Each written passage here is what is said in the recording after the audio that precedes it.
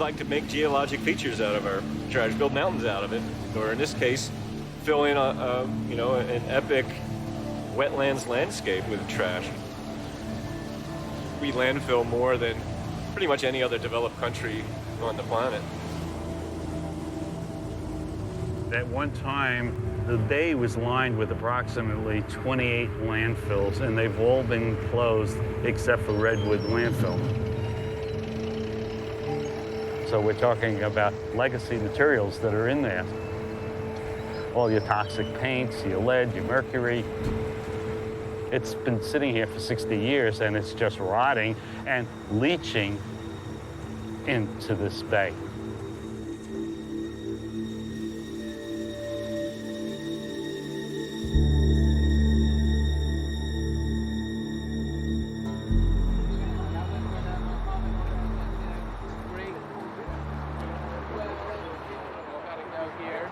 You can see we've already got some tomatoes in there. We want a city that's going to be the first city in the whole country, if not in the world, to go to 100% recycled, 100% no waste. And there's a reason why we have someone named Robert Haley as the zero waste manager. Because we're 78% there, but that's not good enough, right, Robert? San Francisco has a goal of zero waste by 2020. We're a good part of the way there, but we're still landfilling over 400,000 tons a year.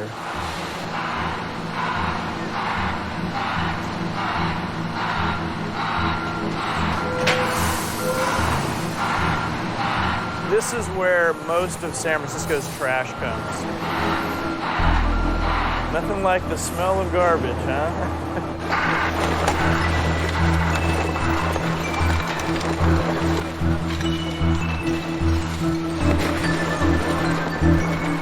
Cut our landfilling in half since the year 2000, and we're at the lowest level of landfill on record in San Francisco that I can find.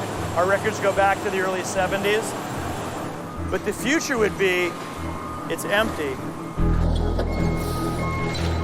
We want to try to keep everything out of the landfill, no incineration, reduce, reuse, recycle, compost, everything.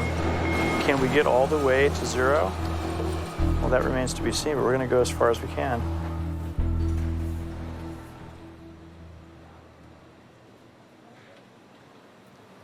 You can just barely see the tip of the Golden Gate way off in the distance. And you can kind of see the part of the dome of City Hall right here. We've got the University of San Francisco, the towers up there. There's a lot of commercial buildings. There's a school, there's offices. There's over 800,000 people living in San Francisco. There's maybe 50,000 businesses, 350,000 households. Every person has to take everything that they touch, consume, discard, and deal with it properly for us to achieve zero waste. It's going to take all of us. So all I'm going to ask is you don't break the fence line and stay inside the cones. We're advocates of waste reduction and recycling. We've been exceeding goals since they started establishing goals. 100% of the concrete will be recycled. It'll be put into trucks and driven to crushing and recycling facilities where it'll most likely become aggregate base for new construction. It's almost like a rebirth. You take it, it doesn't go to a grave, it gets transformed into something else, and now it takes on a new life in another building, another sidewalk, another street, and people walk on this all day and they don't realize just you could be standing on a building that's 100 years old.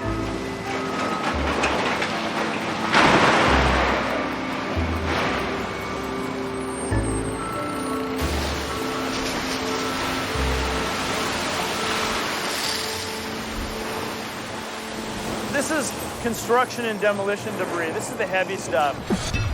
Sometimes the building just gets knocked down. Sometimes it gets deconstructed. When you deconstruct, you can really utilize the material.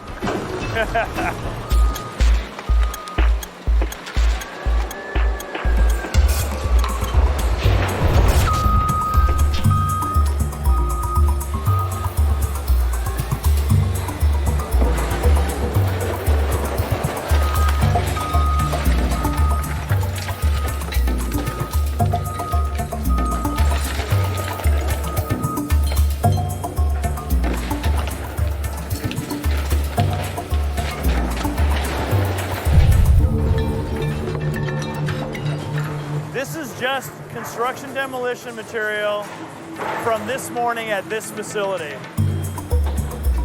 Sometimes it's a person doing it, sometimes it's a machine doing it. It kind of takes a bit of both. So the wood's going in these two sides. Cardboard down there. Toilet seat, everything comes through here.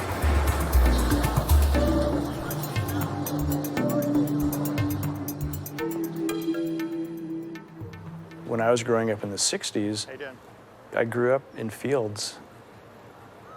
There were endless hills of chaparral and places to play all around our house. By the time I left San Diego, I literally saw all of those get developed with tract housing. It kind of got deep in me that what we were doing was not really in touch with the environment. This is our beautiful city hall. Maybe we can get in there and see what's going on. I really had this sense I had to do one of two things. Either do something for people or do something for the environment. And I think they're inextricably linked.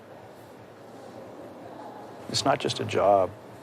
What I do is who I am, and it's really satisfying. It's just a little cafe, mostly drinks and some snacks.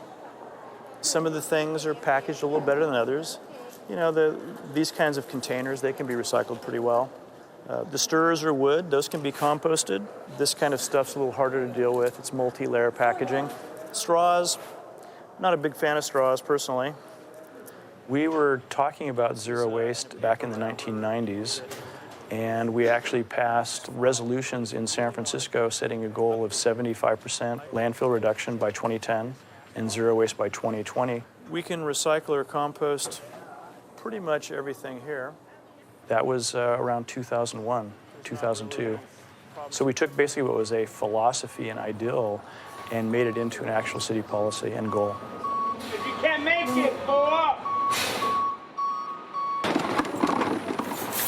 You got a whole bunch of keys here, and you got to know which one goes where and what day they're supposed to pick up, because if you forget, they're not too happy. You know, nobody's happy when you got to leave their garbage.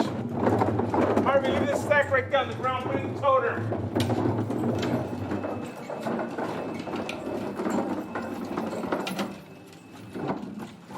They got a chute here, so all the apartment buildings, they can throw their garbage in one area and it goes down. See, someone wrote on here, Monday, Wednesday, Friday, that's when they have service. Let it heavy on me. Just let it go on me. When you put material in your black trash bin, it goes straight to the landfill. We're not sorting those containers at this point. So what you do at the street level really makes a difference. We created a very convenient, simple program. 3 streams: recycling, composting, and trash. We've got recycling in virtually every building in San Francisco. Virtually every residential building, apartment building, virtually every business, every institution has recycling in place. We passed mandatory recycling and composting, which says you have to have recycling and composting. But it's really been about working with the people who believe in it and care about it and can facilitate it.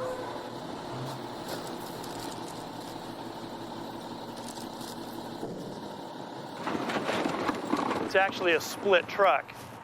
So on one side is the recycling. You can see it says recycling, and one side is the trash. It says garbage there. And so each of these doors opens separately at the right place at the facility.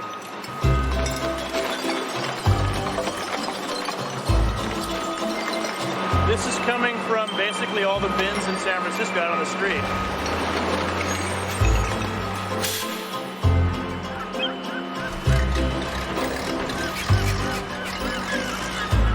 He's loading this material into the hopper so that it can go up the conveyors onto the sorting line. And there's something in here that shouldn't be in there.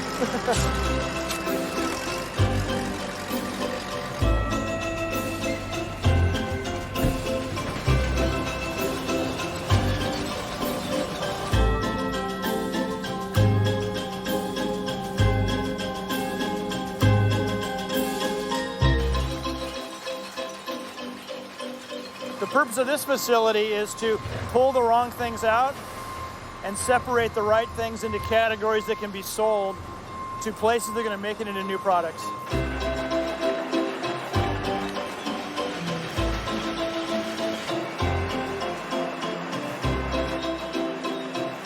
For every ton you see here, by recycling it, we can save maybe 70 tons of all the logging slash, the mining tailings, all the waste that comes from producing oil and energy. These are resources. So this is kind of the end of the line. It's where they're trying to get some of the last little bits. The broken glass, the small lids, things like that. This rotating belt magnet is pulling metal off this conveyor. The items going into this bin right here are like small metal lids.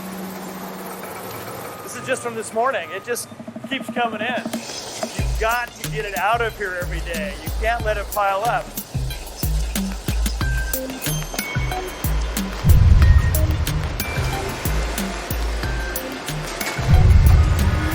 Some of this is white office paper or office pack. Most of our paper goes to Asia, especially China. That's where most of the paper consumption is. And by consumption, I mean they're making products and exporting product to us. You can also see some beautiful bales of aluminum. Now, these are actually worth some money.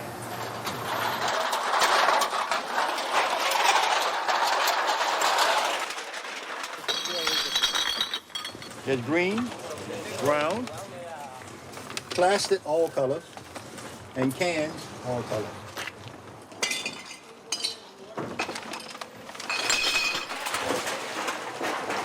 Recycling is a 24-hour thing. It's not just a whole bunch of people pushing shopping carts and digging through trash. It's really a collection and money type business for everybody. All day and all night, every recyclable container is being processed. This place has been here since the 1970s. It's been in this particular location 34 years. It's because of efforts of people like this that we have a Department of Environment, that we have the ability to negotiate these issues on a political level at all. Recycling centers contribute to the overall zero waste initiative, and there's no way we'll achieve zero waste without recycling centers. We're going to be 100% pretty soon. It's just inevitable that there'll be outlets to recycle everything that we use.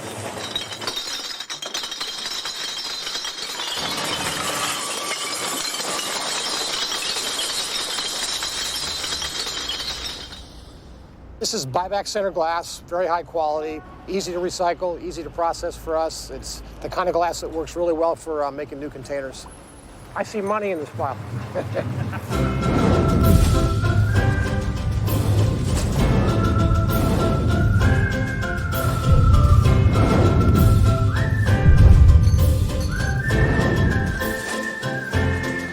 Glass works in recycling. It's cradle to cradle. You can take the same wine bottle, make it over and over and over again. It gets consumed locally, whether it's San Francisco or Oakland. It's recycled locally, and they make new bottles in Oakland. So it's just a kind of a closed loop system. I've heard that some of the glass in the Bay Area could even have glass from as far back as the gold rush, theoretically. It's certainly possible.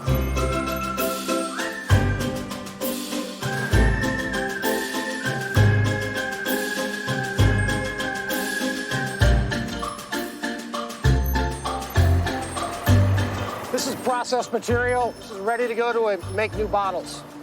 So this is green. If you do it the right way, it never becomes garbage. From sand and back to sand.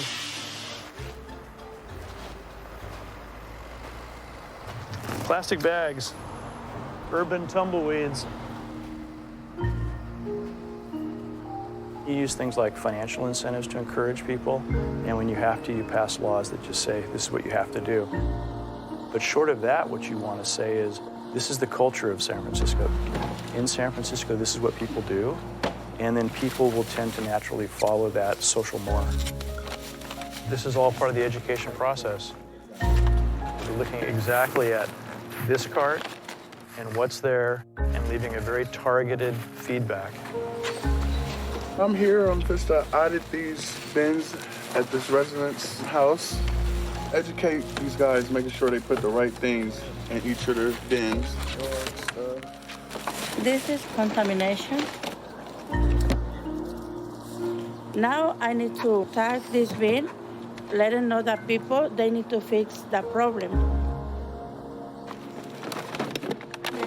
To keep the recycling and composting clean, it's important that everybody put it in the right place to start with. That's the most efficient way to do it.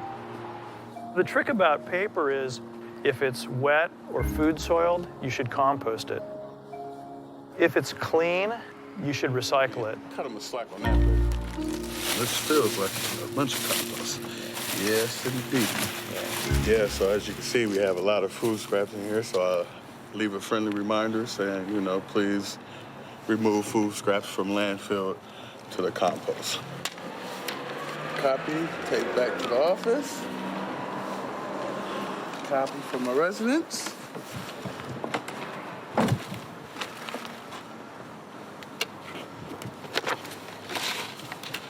And this is what I pretty much do every morning. That tag will actually generate an evening outreach team. We'll get a copy of that tag brought back to the office. Folks will receive that, and then they'll come back and knock on the door to speak to the resident face to face. This is good. Door to door, throughout the entire city.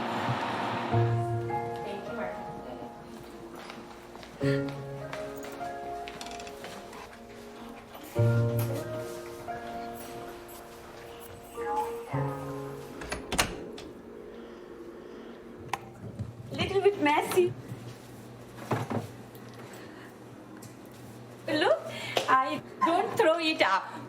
I arrange it and again reuse. I don't like everything only buying. No, I don't like this. Yes. Why not? We want to save all. And this is our responsibility. This is the responsibility of a human being. I want to make everybody happy and make my life good and better.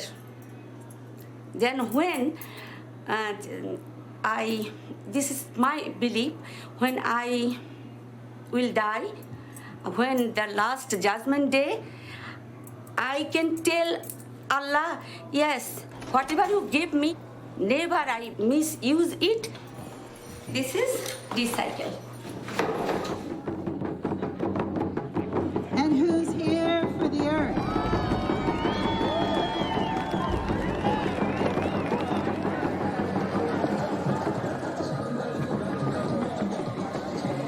Zero waste is a goal, it's a direction. And that's the direction we're taking this event. We're not actually going to get zero trash, zero landfill waste today, but we're hoping to get over 90% diversion at least. Where do cardboard cups go? Cardboard cups and compost. These we can recycle. That can be recycled? This one can in San Francisco. All right. It gets really confusing when you have an event and you have people coming from all over to one place and then they don't know what goes where because it's different from their own county. There are just so many little things, you know, you're like, where does gum go? Because out of sight is not really out of mind, we come to find out.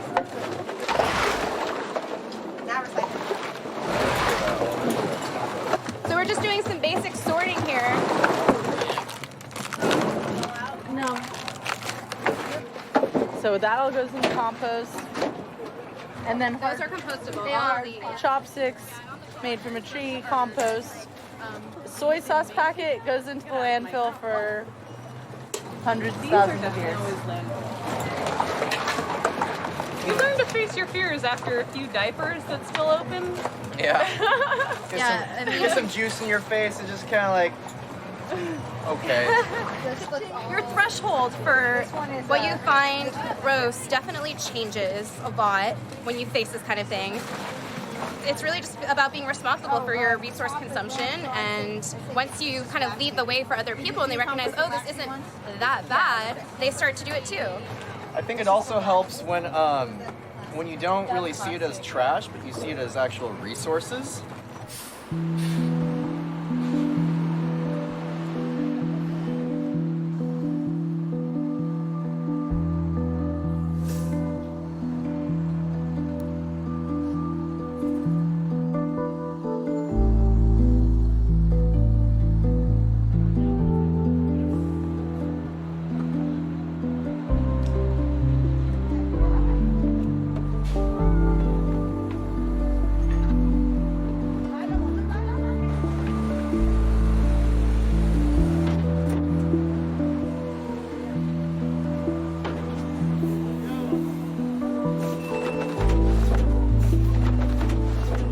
Composting is really critical. It's where recycling was 20 years ago. It's where we have to move now, especially with food scraps and soiled paper, other kinds of compostables. This restaurant is 93 years old. See the arch? They're 93 years old. This restaurant, the compost and recycle percentage is like almost like 90%. The boss and the management are really into environmental kind of issues. This is blue for the can and bottle. When the boss cares, the staff will care. They have signage all over the place, and everybody knows what they're supposed to do. And blue, go with this. And you know what they're supposed to put in which can. It helps.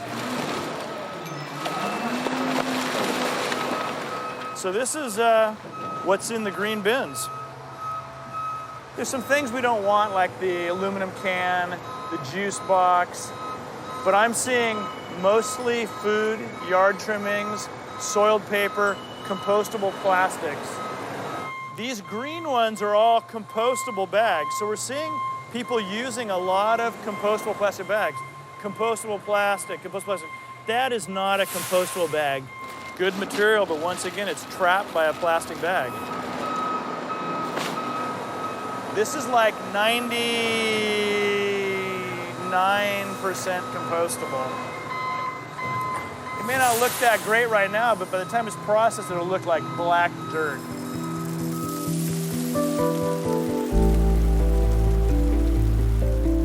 Compost is so ironic.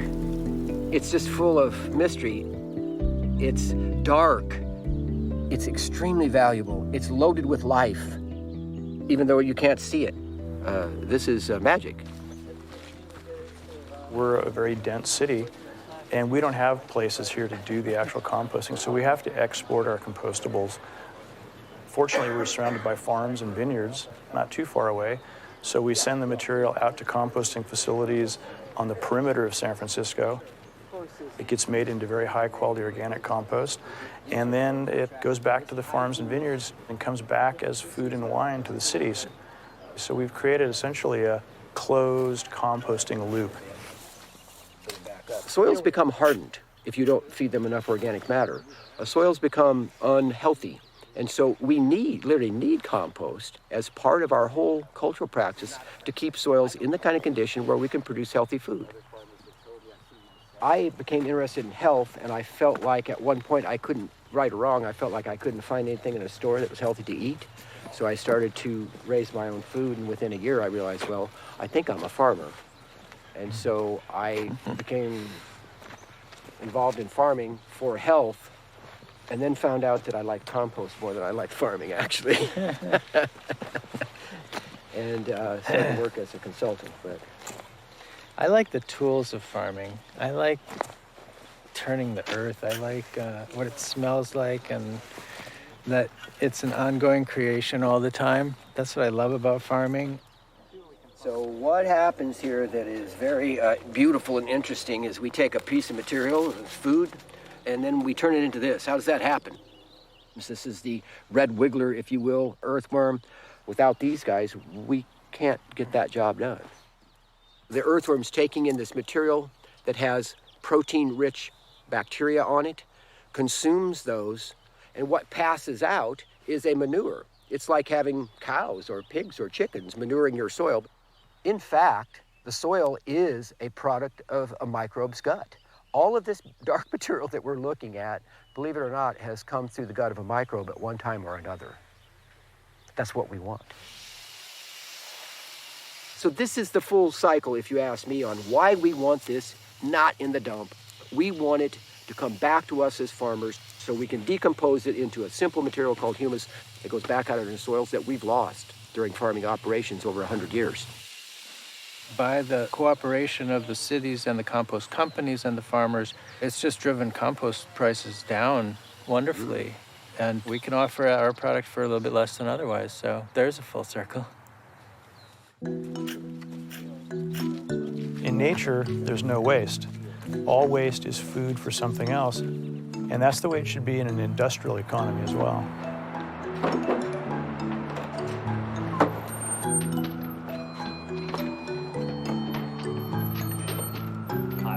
The water heater here, a microwave, fan, old-style toaster, Christmas light. Most people don't know there's a global dumping crisis in e-waste. I didn't know. I was in the industry, computer industry for 20 years. It's really not the right way to do it, to throw it away, because electronics contain toxic materials such as lead, cadmium, bromide, retarded plastics, as well as their precious metals. When it's not done properly, 80% of this is going somewhere to kill somebody.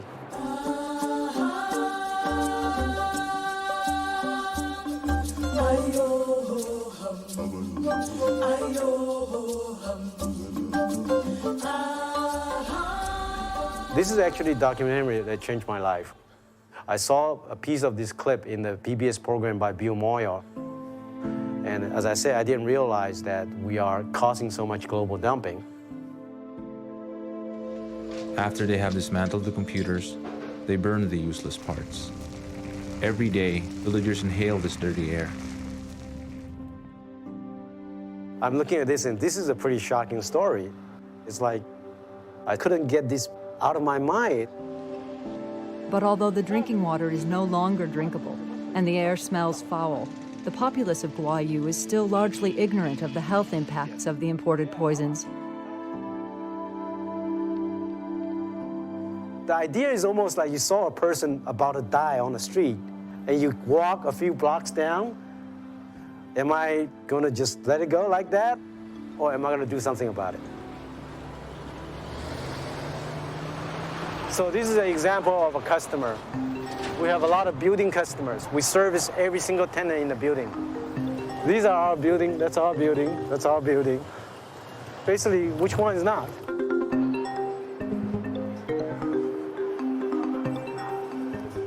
Here's an example of our kiosks. You know, people are putting this down, and then our staff will come and pick it up.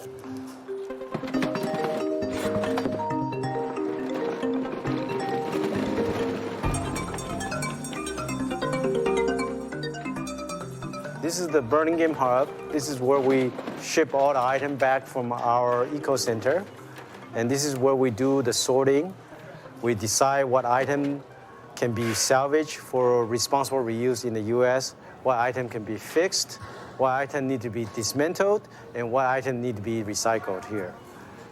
So when an item comes in, if there's an item that's reusable, it'll be put on this conveyor belt. As you can see with this one here, it's actually doesn't display anything, but it powers on, so it's still worth some money. There's a CD drive, speakers. Everything can be recycled in the world. It's a matter of how much the cost it is. How much do you have to process to recycle it? 21% of items we are able to fix for responsible reuse, whether as a whole unit or as a part.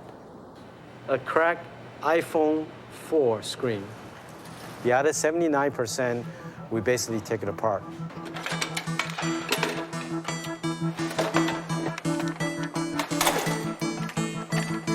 There's RAM, there's mixed copper, there's CPU board. Over here you can see the aluminum. The better the sorting, the cleaner the stream you get, the higher percentage of recycling you can get.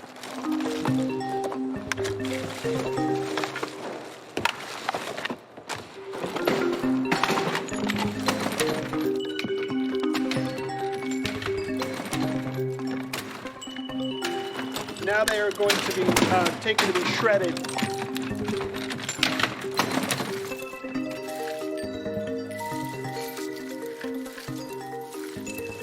This is old shredded electronics after some of the base metals have been recovered by another recycler. Some kind of a sliding block and a gear and some circuit boards and, you know, a battery. For so long, we looked at this as a waste. But if I'm a miner, this is an incredibly valuable resource if you look at this as an ore, as a raw material ore, which is exactly how we look at it.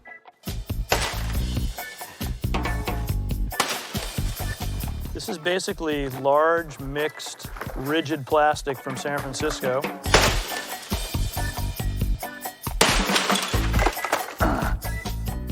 For us, the really hard stuff are the assembled products, the composite items, the plastics, and this is the kind of facility that can help us crack that nut.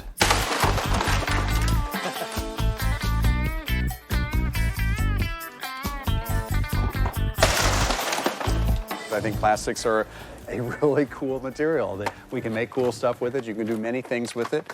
It makes our life safer. It makes our cars lighter, our planes lighter. And it makes the bottles that we drink many beverages out of unbreakable and cheaper to ship. So there's many advantages to plastics, which used to be called the space age material, right? Now, well, we're not so much sure we love it anymore because we find it in our oceans. It's hurting our sea life. We see it scattered throughout the environment. And we're not so sure we like it as much as we used to. And I came to the same conclusion 20 years ago. There's literally hundreds of kinds of plastic when you talk about the resins, the colorants, the additives, the different sub-properties. You can't just mix plastics together. You can't even necessarily tell what they are very easily. We have to deal not only with segregating them by the family, by the type, so polyethylene or polypropylene or ABS. There's hundreds and thousands of grades of plastics. There's high density, there's medium density, there's low density, there's linear low. After we've separated the plastics by type and grade, we then send that to our extrusion line. And what the extruders do is they melt the plastic into one homogeneous material. That material is then squeezed out through a die plate with a bunch of little holes in it, and it comes out just like spaghetti strands. They get dipped into a water bath where they solidify. After they've been solidified, we chop them into little pieces that we call pellets. The currency of the plastics industry. It's exactly the shape and type of plastic and properties that you would buy from a virgin producer of plastics, making plastics from petrochemicals. So we sell to printer manufacturers, and we sell into very demanding parts. You can see a mirror finish here. In fact, I can maybe show you the actual molded part, and you can see what a shiny surface it has. This is almost unheard of in recycled plastics. This step enables us to literally close the loop. A question that a lot of people ask is, how do I get rid of things? And I think that's not really the right question. It's not good enough just to sell a product and have no responsibility anymore. They have to be part of the whole loop. The first place would be to design with durability, reusability, and recycling in mind. The right question is, how do we best utilize resources? We're at the Goodwill headquarters in San Francisco, and this is where it all happens, all the sorting.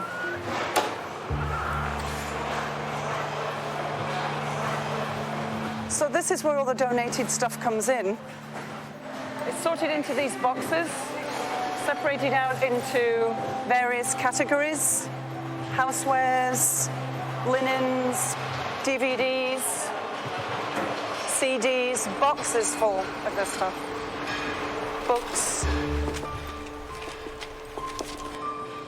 One of the biggest categories that Goodwill gets is textiles, and it's growing.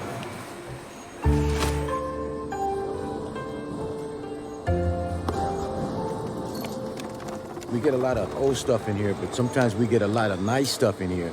And I wonder who's giving away this nice stuff, you know? Yeah, I'd like to be in a position like that, you know, to give away good stuff.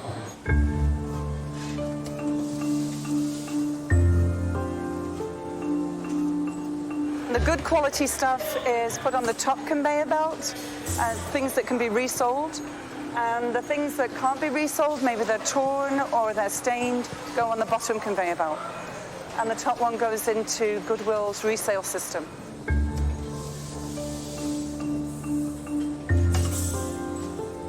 The sad piece of this is that if this goes onto the shop floor at Goodwill and doesn't sell after a month, then the sheer volume of stuff coming through the system on a day-to-day basis requires this to be moved out of the shop floor to make room for more stuff coming in. The stuff on the shop floor gets taken off the racks and it gets put into these big bins where people come and root through it and they buy things for $2 a piece. This has a little battery in it, and you push that battery and it makes a sound. The kids like that, see? Well, I have oodles of them. I give them maybe about 15 toys away a day. Well, this is sort of a grab bag. I just saw what was on the top, and I'm hoping that it's worthwhile. Just for my own personal collection, but also to resell. This is Hendrix, but it's pretty much trash.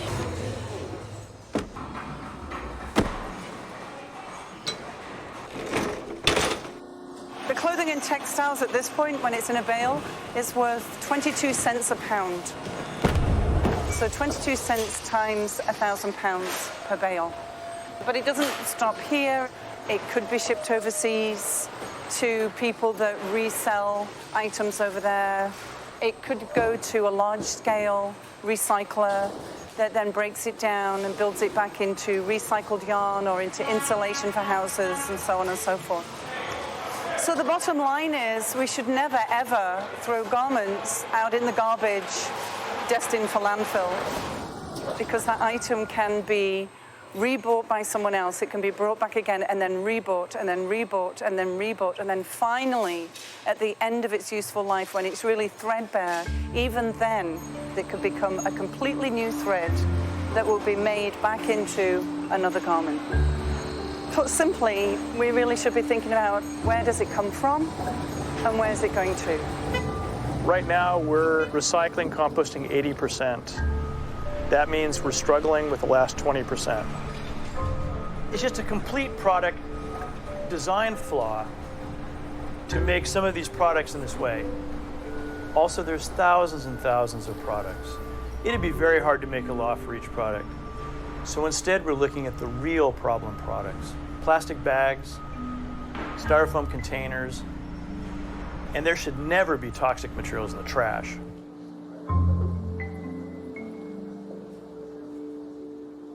I think we should meet Sushma because she heads up the toxics reduction program area. And Sushma's office is right here. And there she is. Hi. This is Sushma Bhatia. She is my equivalent, but for toxics.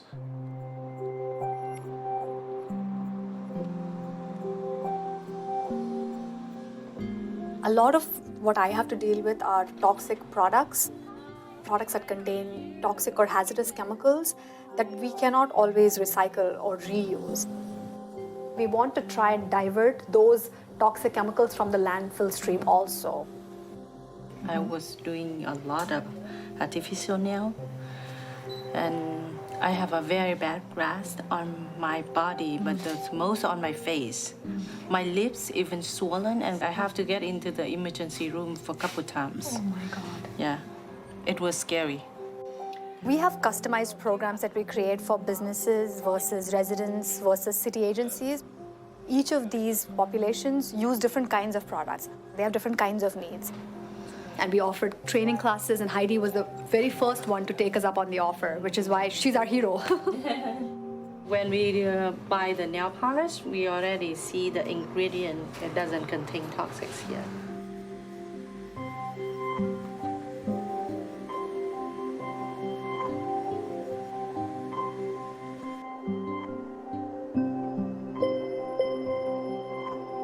We have a separate campaign for dry cleaners around dry cleaning solvent. Looks like you got a spill on this one. It's nothing big. But... Yeah. Over 80 to 85% of dry cleaners use this really toxic solvent called perchloroethylene. And one of our goals as a city was to try and get these dry cleaners to use a safer solvent. A solvent that's better for their health and better for the environment. We discovered that wet cleaning, which uses essentially water and soap, is the most environmentally preferable solvent. We've had a couple of deaths in the family that were cancer-related, and we don't really know if that was a cause of being exposed to the dry cleaning solvents for such a long time or not, or if it's just a natural occurrence. But why take that risk when there's alternatives?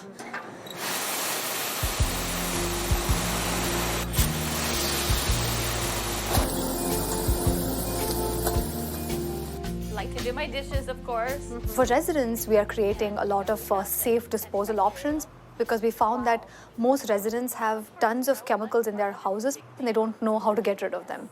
Okay. Look for a product that says caution and not something like danger. Because danger is the highest level of toxicity or health impact. Yikes. So this one. As a household, as a resident, we can generate so many different kinds of materials that can be classified as hazardous waste. Things like cleaning products, personal care products, and then there's medicine.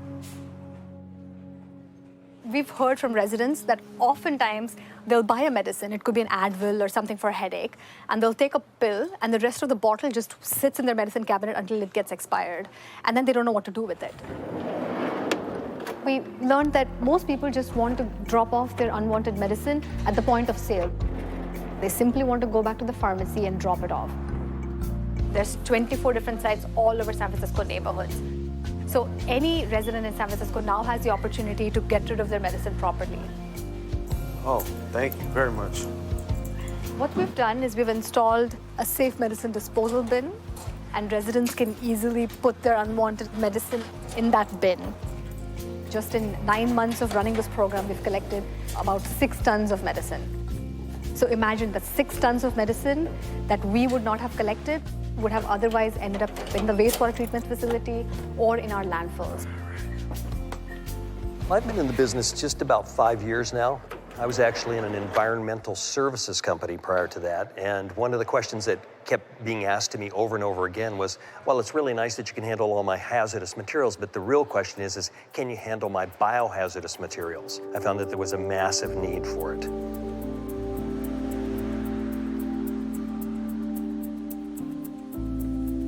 We've selected this particular facility because they're a very large-scale veterinarian service. They literally have all of the waste streams represented for biohazardous waste. The white container here is for pathological waste. So what you might find in here are things that are from neutering procedures, those kinds of things that should be handled as pathology waste, and those will all go into this waste stream. This would be chemotherapeutic waste. That would be anything like gowns, gloves, masks, tubing, anything else that's used in the administration of the chemotherapeutic agents for their patients, and in this case, it's the animals that they're giving this to. And the red container is for the biohazardous material, which would be your sharps, anything that would be considered to be a potentially infectious material. The blue container up here is for pharmaceutical waste. I, as a driver, will come in and lock this shut. Once it's locked shut, this entire container, unfortunately, with all that plastic in it, will end up in an incinerator. Because it is a chemical first and a therapeutic agent second, there's nothing about it that's actually recyclable. The only thing you can do is destroy it.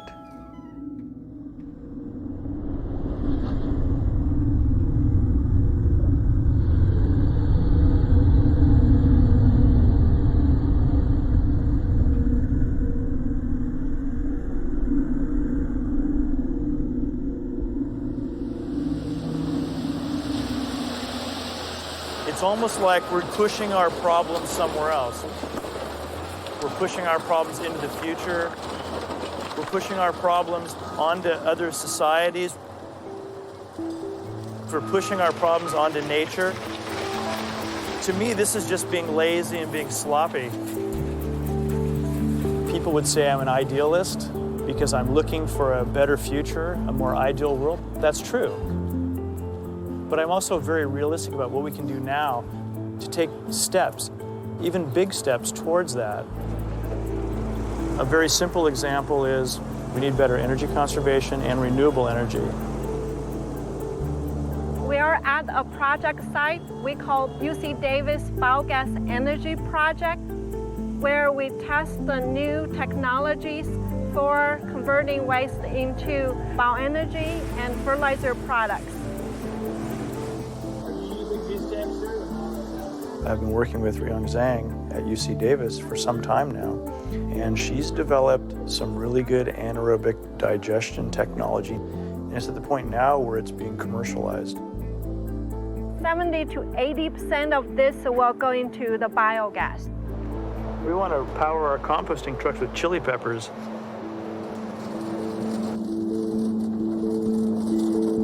San Francisco does not exist in a vacuum. We import almost everything. We export a lot of things. So we really have to work with a lot of different people in a lot of different places in a lot of different dimensions. This project is actually a joint project between General Mills from Minneapolis, Minnesota, and the Olam Company from Singapore and from here in Williams, California. This project reflects the needs for large volumes of organic matter to compost to put out on thousands of acres of land. This is tomato pulp from canning varieties of tomatoes. These have been harvested as whole tomatoes.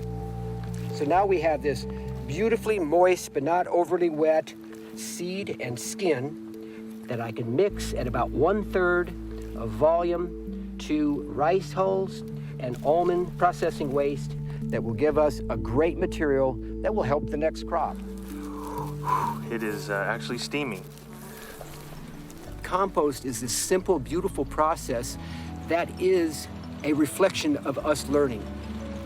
We're building compost that increases the health of our soil. So this is very exciting to us because this is going to be a closed loop system.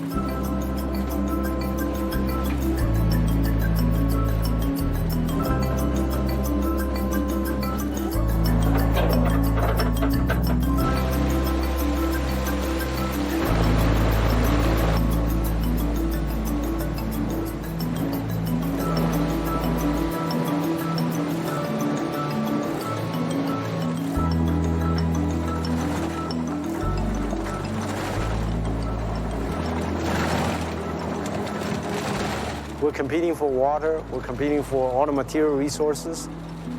We really have to change the way we do it. Every single piece of thing we put out, we have to recycle them and go into this concept of cradle to cradle. It has to get back to the cradle to cradle.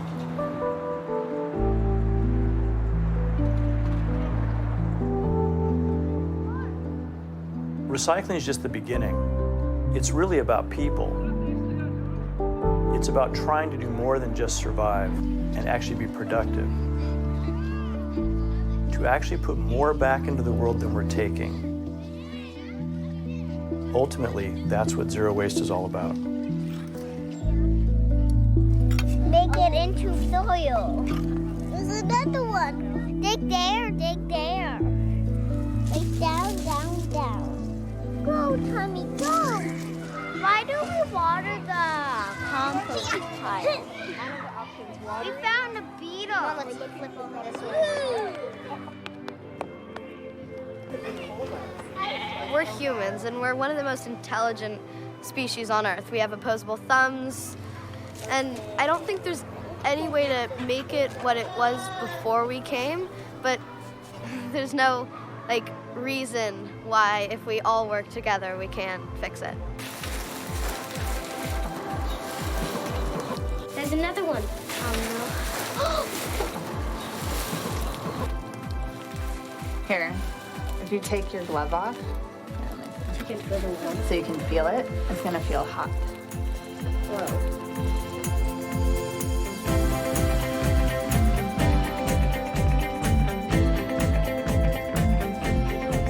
Welcome to San Francisco International Airport. What is this? This is all reclaimed art. In other words, it's stuff from junk, and these artists made stuff from junk. It's all reused stuff, recycled. You just have to look at things in a different way. Well, talk about turning swords into plowshares. I know, I love it.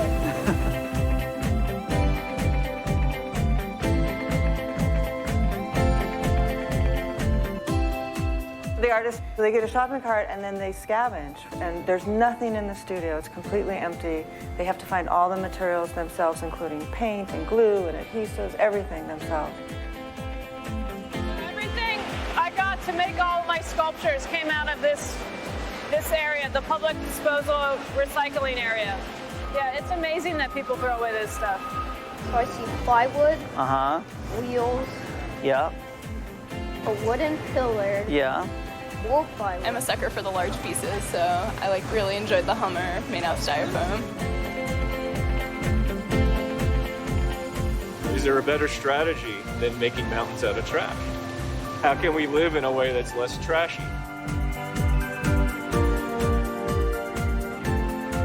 iPhone 5 should be able to recycle, and the material should be used for iPhone 10.